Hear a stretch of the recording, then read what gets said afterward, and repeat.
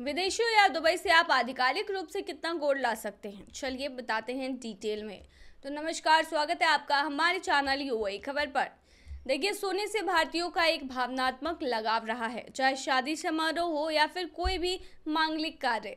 भारतीय अपने परिजनों को सौभाग्य के प्रतीक के रूप में सोने के आभूषण या सिक्के उपहार में देते हैं या फिर खरीदना भी ज्यादा पसंद करते हैं। देखिए, एक तरीके से यह संस्कृति, परंपरा और विरासत का प्रतीक है। ऐसे में जब कोई भारतीय विदेश यात्रा के बाद वापस अपने देश लौटता है तो अपने साथ सोने की ज्वेलरी ले जाना चाहता है या फिर कुछ भी सोने का अपने साथ ले जाना चाहता है, क्योंकि सोना हमारे यहाँ शुद्ध माना जाता है। बता दें, दुबई सहित कुछ देशों से सोने की कीमत भारत के मुकाबले सस्ती है, लेकिन विदेशी धरती से सोना खरीदने के साथ कुछ दायित्व भी जुड़े हैं जिन्हें हर भारतीय को जानना चाहिए।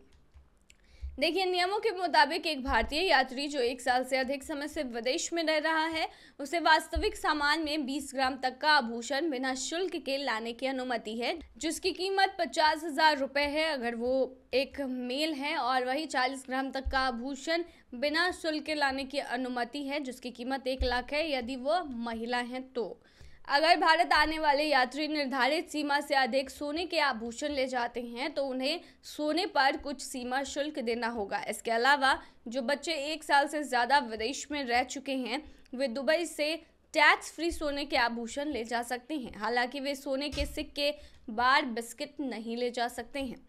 देखिए, दुबई से भारत सोना लाने वाले भारतीय यात्रियों को यह ध्यान रखना चाहिए कि शुल्क, टैक्स, भत्ता केवल सोने के आभूषण पर ही लागू होता है।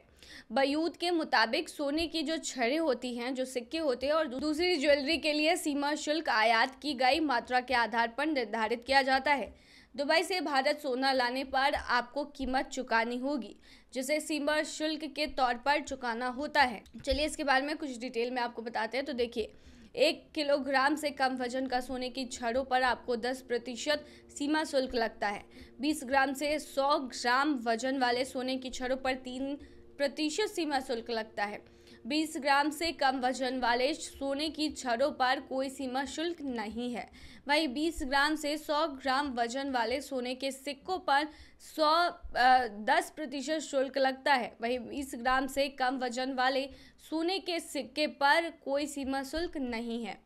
अगर वजन 20 ग्राम से अधिक नहीं है और कीमत 50,000 रुपये से कम है तो आभूषणों पर कोई सीमा शुल्क नहीं लगाया जाता है। अपने सोने के मूल्य और प्रामाणिकता को प्रमाणित करने के लिए सभी संबंधित दस्तावेज जैसे खरीदारी की रसीद या चालान जरूर साथ में रखें। सीमा शुल्क से बचने के लिए सोने के मूल्य अपने जेंडर और विदेश में रहने की अवधि के लिए तय ड्यूटी फ्री लिमिट के भीतर ही रखें। और हाँ, अपनी यात्रा के दौरान सोने को सुरक्षित रखने के लिए ज़रूरी सावधानी भी बरतें। सोने के खोने या चोरी होने के जोखिम को कम करने के लिए सुरक्षित ट्रैवल पाउच का इस्तेमाल करें और अपने हैंड बैगेज में सोना को रखें। दुबई का रिकॉर्ड तोड़ देगी दिल्ली। देखिए, दुबई का रिकॉर्ड दिल्ली तोड़ने वाली है और ये रिकॉर्ड और कुछ में नहीं बल्कि कि गर्मी में होगा। अक्सर आपने दुबई की गर्मी के बारे में सुना होगा। दुबई तपता रेगिस्तान है। आमतौर पर कहते हैं कि दुबई में बिना एसी जिंदगी जीना बहुत मुश्किल है। वहां का अधिकतम तापमान 55 डिग्री रिकॉर्ड किया गया था। बुधवार को दिल्ली ने हमारे देश में गर्मी का नया रिकॉर्ड बनाया है। दिल्ली के मुंगेशपुर में तापमान तकरीबन 50 डिग्री सेल्सियस पर रहा। दुबई रेगिस्तान पर बसा है, लेकिन दिल्ली से यमुना नदी होकर बहती है, जिसके बावजूद यहाँ पारा 50 डिग्री सेल्सियस तक पहुँच जाना एक बड़ा सवाल है। यही हाल रहा तो आने वाले वक्त में दिल्ली दुबई का रिकॉर्ड भी तोड़ देगी। सिर्फ दिल्ली ही नहीं, देश के दूसरे हिस्सों में भी तापमान रिकॉर्ड तोड़ रहा है। बिहार के शेखपुरा में तो गर्मी इतनी पड़ी कि बुधवार को कई लड़कियां बेहोश होकर गिरने लगी। कई बच्चियां ऑटो रिक्शा में गर्मी से बेचैन हो गई। शेखपुरा में एक सरकारी स्कूल की 50 से ज्यादा छात्राएं पढ़ाई के वक्त बेहोश हो गई।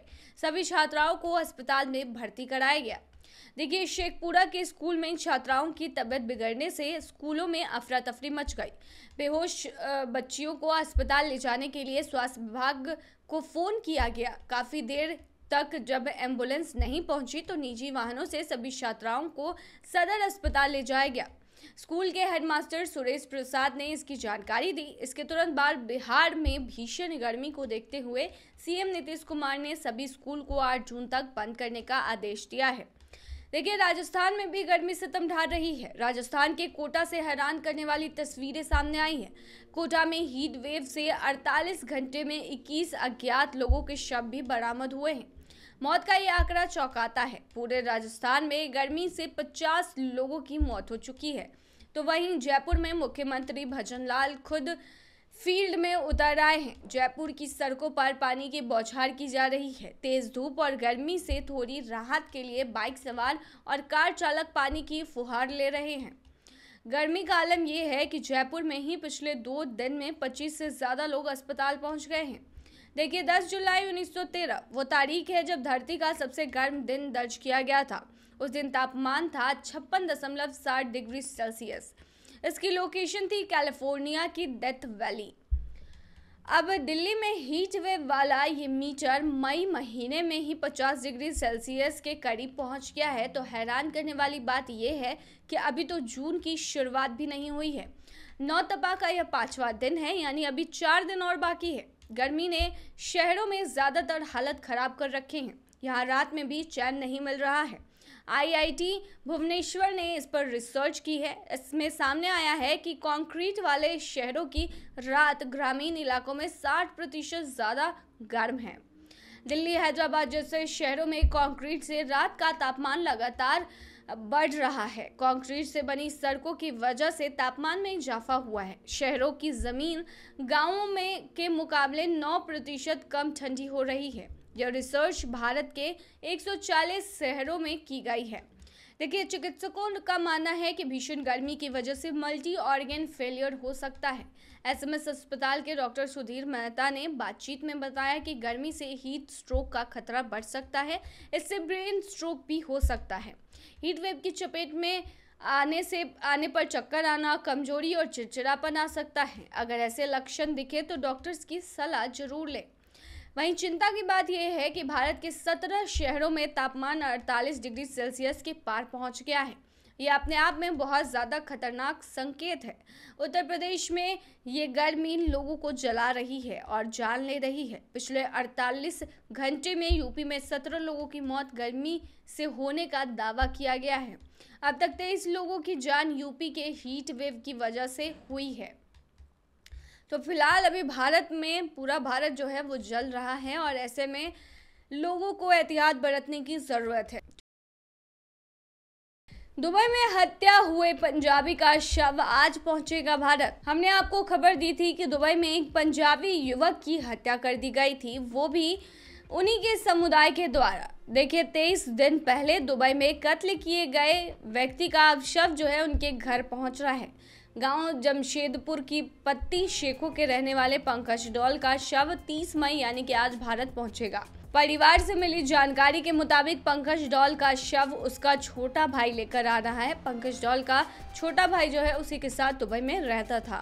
पंकज की बहन सुखमीत कौर शालू ने बताया कि उसके अलावा उसकी मां व परिवार के सभी लोग पंकज डॉल के शव की काफी समय से इंतजार कर रहे थे और आज उसके भाई गोपी डॉल ने फोन कर जानकारी दी है कि पंकज का शव भारत ले जाने को लेकर सब कार्रवाई पूरी हो चुकी है और वह वीरवार यानी कि बृहस्पतिवार को दोपहर तक शव को लेकर पहुंच जाएगा। शालू ने बताया कि उसके भाई के कत्ल के सभी आरोपी अलकोज पुलिस द्वारा पकड़े जा चुके हैं और पुलिस ने उनके खिलाफ बनती कानूनी कार्रवाई भी कर दी है। पता चला है कि पंकज के कत्ल मामले में नामजद किए गए आरोपितों की गिनती 7 से 8 है और उनमें कुछ आरोपितों को फांसी की सजा और बाकियों को उम्र कैद की सजा सुनाई गई है। शालू ने कहा कि उसके भाई गोपी ने बताया कि वह बाकी जानकारी घर आकर देगा। पंकज का कत्ल करने के कारण भी अभी तक परिवार को पता नहीं चला है। शालू ने कहा कि वह अपने भाई पंकज डॉल के शव को घर लाकर उसकी सभी रस्में पूरी कर उसे अंतिम विदाई देंगे। अंतिम संस्कार शाम 4 बजे रखा जाएगा, जो कि जमशेद के शमशान घाट पर किया जाएगा। वहीं पंजाब के रहने वाले 34 वर्षीय युवक का दुबई के झगड़े में तेजधार हथियार से वार कर हत्या किया गया था, जिनका नाम पंकज था, जिनका शव जो है वो आज भारत पहुंच रहा है। बता दें कि मृतक की पहचान पंकज डॉल के रूप में उसी वक्त की गई थी, जिसके पिता का नाम बलविंदर बताया गया था। देखिए, पंकज के साथ काम करने वाले जितने भी उनके साथी थे, उन्होंने रात करीब 9:30 बजे इसकी जानकारी उनके छोटे भाई गुरप्रीत डॉल को दी थी। पंकज की मौत के बाद पूरा परिवार सदमे में है। जानकारी के मुताबिक पंकज डॉल रविवार को दुबई अलकोच में स्थित एक गुरुद्वारे से माथा टेककर वापस लौट रहे थे। इस दौरान कुछ पगड़ीधारी युवकों के साथ पंकज की मामूली सी विवाद हुई और मामला इतना बढ़ गया कि उन युवकों ने पंकज पर तेजधार हथियार से हमला कर दिया। वारदात के बाद आरोपी वहां से फरार हो गए थे। खून से लथपथ पंकज क्राइम सीन पर ही तड़पता रहा। कुछ देर बाद उसकी मौत हो गई। पीछे से आ रहे पंकज के साथियों ने आरोपितों को रोकने की कोशिश की, मगर आरोपी वहां से भाग खड़े हुए, जिसके बाद जांच के लिए मौके पर अलकोच सिटी पुलिस मौके पर पहुंच गई थी। पुलिस ने तुरंत प्रभाव से शव को कब्जे में लेकर आगे की कार्रवाई शुरू कर दी थी और कार्रवाई यहां तक पहुंची है कि बताया जा रहा है कि कुछ 7 से 8 लोग हैं जिन्हें पकड़ा गया है, जिसमें से कुछ को फांसी की सजा दी गई है तो कुछ लोगों को उम्र कैद की सजा सुनाई गई है। तो ये थी तमाम जानकारी। बने रहिए ऐसी खबरों के लिए यूएई खबर पर।